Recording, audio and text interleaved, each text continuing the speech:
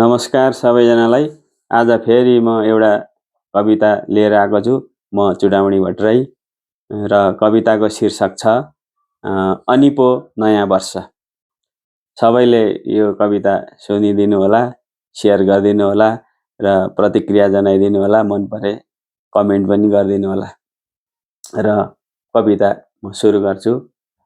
धजा फाटेका बुबाको पैतालासम्म होस् न, धजा फाटेका बुबाको पैतालासम्म होस् न, मुजा परेको आमाको अनुहार भरियोस् न।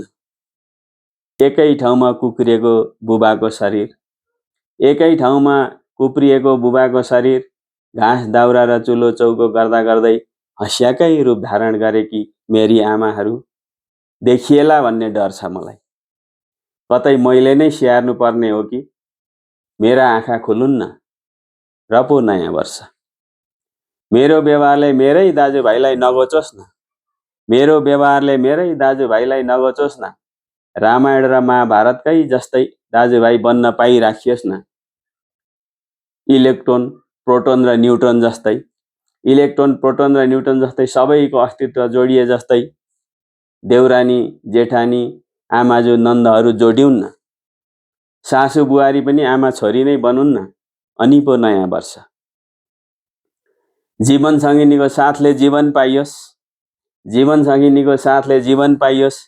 सीता, तारा, मन्दोदरी, द्रौपदी, कुन्ती, गान्धारी परिवारमै भेटियोस् न। गिजोलिएको दिमाग शान्त होस्, हुडलिएको पेट भरियोस्, छ्या छ्या भएको मुटु जोडियोस्। अनि पो नयाँ वर्ष।